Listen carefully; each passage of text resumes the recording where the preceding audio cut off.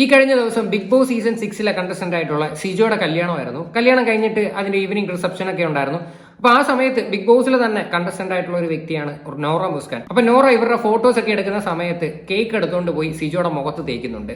ആ ഒരു റീലിനെ ചുറ്റിപ്പറ്റിയിട്ടാണ് ഇപ്പൊ കുറച്ച് സംഭവങ്ങൾ നടന്നുകൊണ്ടിരിക്കുന്നത്. കാര്യം സോഷ്യൽ മീഡിയ ഓപ്പൺ ആക്കാൻ പറ്റുന്നില്ല. ഒന്നാമത്തെ കാര്യം ഇവരുടെ കല്യാണം കഴിഞ്ഞതിന് ശേഷം ഫുൾ ഇത് തന്നെ. കാര്യം ഇൻസ്റ്റ എടുത്ത് നോക്കിയാലും യൂട്യൂബ് എടുത്ത് നോക്കിക്കഴിഞ്ഞാലും കംപ്ലീറ്റ് ഇത് തന്നെ. ബിഗ് ബോസിലുള്ള എല്ലാ കണ്ടസ്റ്റൻസും വരുന്നു, എല്ലാവരും അടിപൊളിയായിട്ട് എൻജോയ് ചെയ്യുന്നു, വീഡിയോ എടുക്കുന്നു, ഫോട്ടോ എടുക്കുന്നു, അങ്ങനെയുള്ള സംഭവങ്ങൾ തന്നെ.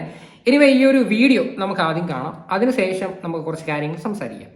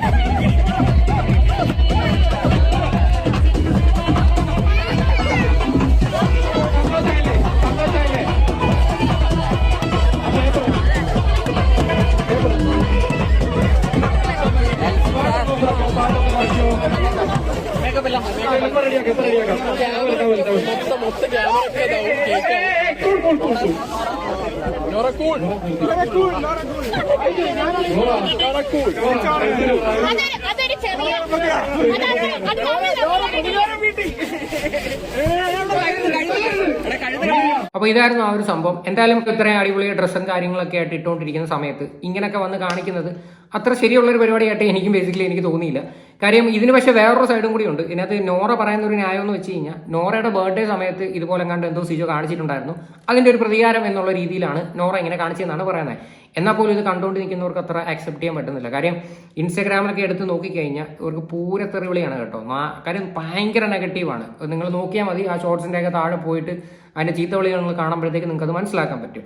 പക്ഷേ ഈ ഒരു സാധനം വന്നതിന് ശേഷം കുറെ ആൾക്കാർ പ്രതികരിച്ചിട്ടും ഉണ്ടായിരുന്നു. അതിനകത്തെ ഒരു പ്രതികരണം ഞാൻ നിങ്ങൾക്ക് വായിച്ചു തരാം. നമ്മുടെ ദിയ കൃഷ്ണ, ഫേമസ് ആക്ടർ ആയിട്ടുള്ള കൃഷ്ണകുമാറിന്റെ മകളായിട്ടുള്ള ദിയ കൃഷ്ണ നിങ്ങൾക്ക് എല്ലാവർക്കും അറിയാലോ. ആ ദിയ കൃഷ്ണയുടെ ഇൻസ്റ്റ സ്റ്റോറി ഞാനൊന്ന് വായിച്ചു തരാം. I seriously don't know who they are, but if someone did that to my man on our special day, he or she won't live another day to eat cake. അതായത് എന്റെ ചെറുക്കൻ്റെ അടുത്ത് വല്ലവരും ഇങ്ങനെ കാണിച്ചു കഴിഞ്ഞാൽ പിന്നെ അടുത്ത ദിവസം അവർ കേക്ക് കഴിക്കാനായിട്ട് ഉണ്ടാവത്തില്ല എന്നാണ് ദിയ കൃഷ്ണ പറഞ്ഞത്. അതായത് ഇൻഡയറക്ട്ലി എന്താ പറയണ്ട, ഒരാളെ അങ്ങ് തട്ടിക്കളയണം എന്നുള്ള രീതിയിൽ. അതായത് സ്വന്തം ഹസ്ബൻഡിനെ അത്രത്തോളം സ്നേഹിക്കുന്ന വ്യക്തി അല്ലെ. അപ്പൊ ആ ഹസ്ബൻഡിന്റെ അടുത്ത് വേറെ ഏതെങ്കിലും പെണ്ണുങ്ങൾ ഇങ്ങനെയുള്ള പരിപാടി കാണിച്ചു കഴിഞ്ഞാൽ അങ്ങനെ തന്നെ ചെയ്യുമെന്നാണ് ദിയ കൃഷ്ണ പറയണത്. ഓക്കെ, അപ്പൊ ഇതിന് ശേഷം ഈ ഒരു വിഷയത്തെ പറ്റിയിട്ട് നോറ സംസാരിക്കുന്നുണ്ട്. നോറ എന്തുകൊണ്ടാണ് ഇങ്ങനെ ചെയ്തതെന്നും അത് മാത്രമല്ല നോറയും ഈ നോറയുടെ പയ്യനെയും കൂടെ ഇവരെല്ലാവരും കൂടെ എടുത്ത് പൂളിലോട്ടൊക്കെ ഇടുന്നു. അവർ ജോളിയായിട്ട് ഭയങ്കരമായിട്ട് എൻജോയ് ചെയ്ത് അടിച്ചു പൊളിച്ച് ഈ ഒരു സംഭവം പിരിയുന്നു. ഇത്രേ ഉള്ളൂ. ഇനി ഞാനിവിടെ നോറയുടെ ഒരു എക്സ്പ്ലനേഷൻ ഇവിടെ വയ്ക്കാം, എന്തുകൊണ്ടാണ് ഇങ്ങനെ ചെയ്തതെന്ന്.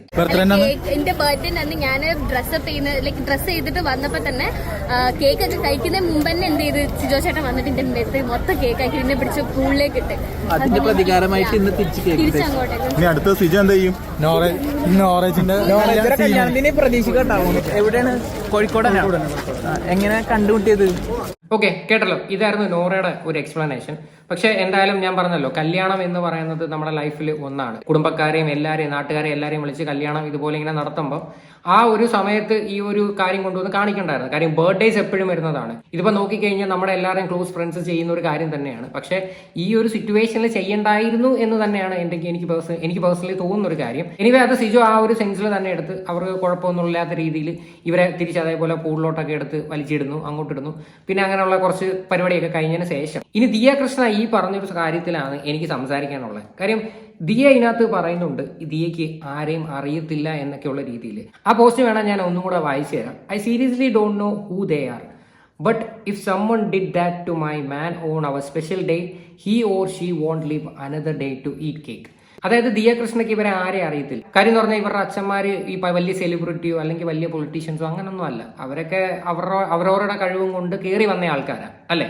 അപ്പം ഇത്രയും ഈ പറയുന്ന ഹസ്ബൻഡിനെ സ്നേഹിക്കുന്ന ഒരു വ്യക്തിയാണ് ദിയ കൃഷ്ണ. അപ്പൊ ഈ ഒരു പോസ്റ്റിൽ നിന്ന് തന്നെ നമുക്കത് വ്യക്തമാക്കാന്നേ ഉള്ളൂ. ഇനി ഞാൻ നിങ്ങൾക്ക് ദിയ കൃഷ്ണയുടെ വേറൊരു കമന്റ് ഞാൻ ഇവിടെ കാണിച്ചു തരാം.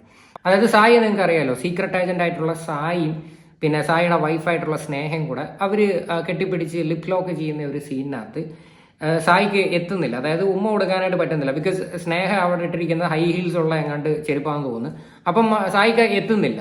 അപ്പോൾ അതിൻ്റെ താഴെ ഒരു കമൻ്റ് ഉണ്ട്, കുള്ളനെ എത്തുന്നില്ല എന്ന്. അപ്പം അതിൻ്റെ താഴെ പോയി ദിയ കൃഷ്ണ കമൻ്റ് ഇട്ടിരിക്കുകയാണ്, സ്മൈലി പോയിട്ടിരിക്കുകയാണ്. അപ്പം അതിനൊന്നും ഒരു പ്രശ്നവുമില്ല. കാര്യം ഒരു സൈഡ് നോക്കിക്കഴിഞ്ഞാൽ ദിയ കൃഷ്ണ ഭയങ്കരമായിട്ട് ഹസ്ബൻഡിനെ സ്നേഹിക്കുന്നു, ഹസ്ബൻഡിനെ പ്രൊട്ടക്ട് ചെയ്യുന്നു. എൻ്റെ ഹസ്ബൻഡിൻ്റെ മുഖത്ത് ആരെങ്കിലും ഇങ്ങനെ തേച്ചാൽ ഞാൻ ഇങ്ങനെ കാണിക്കുമെന്ന് പറയുന്നു. എന്നാൽ തൊട്ടപ്പുറത്ത് പോയിട്ട് ഒരാൾ, അതായത് ഭാര്യയും ഭർത്താവും കൂടെ ഉമ്മ വയ്ക്കുന്ന സമയത്ത് കുള്ളൻ എത്തുന്നില്ല എന്ന് പറയുമ്പോഴത്തേക്ക് അതിൻ്റെ താഴെ പോയി ചിരിക്കുന്ന ഒരു മനസ്സ്, അത് ഭയങ്കരം തന്നെ കേട്ടോ.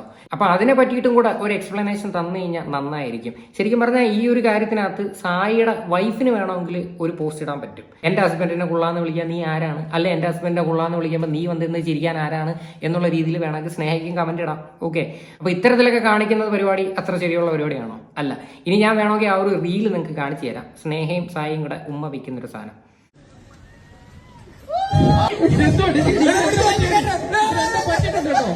സായിക്കെന്തോ പറ്റിയിട്ടുണ്ട്.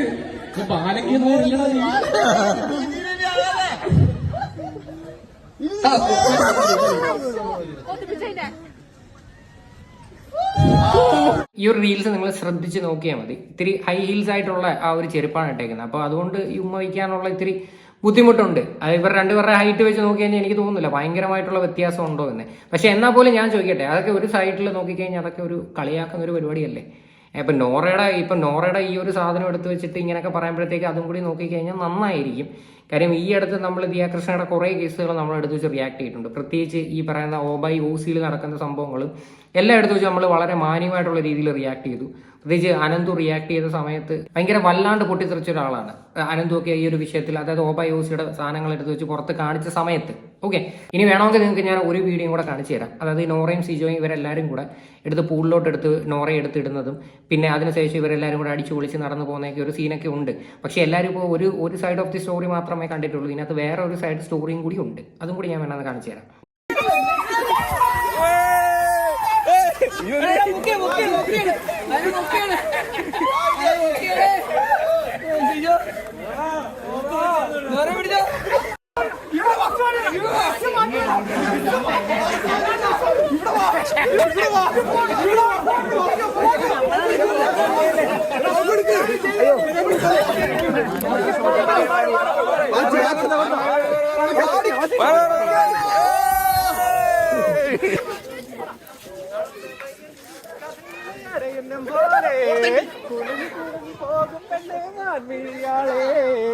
അപ്പൊ ഇത്രയേ ഉള്ളൂ സംഭവം. ഇവർക്ക് ആർക്കും ഇടയിൽ യാതൊരു പ്രശ്നവുമില്ല. പക്ഷെ എന്നാൽ പോലും നോറ ഈ ഒരു സമയത്ത് അത് ചെയ്യണ്ടായിരുന്നു എന്നെനിക്ക് പേഴ്സണലി എനിക്ക് തോന്നുന്നുണ്ടായിരുന്നു. അപ്പൊ എന്തായാലും ഇതിനെക്കുറിച്ചിട്ടുള്ള നിങ്ങളുടെയൊക്കെ അഭിപ്രായങ്ങൾ എന്താണെന്ന് വെച്ചാൽ നിങ്ങൾ തീർച്ചയായിട്ടും കമന്റ് ചെയ്യുക.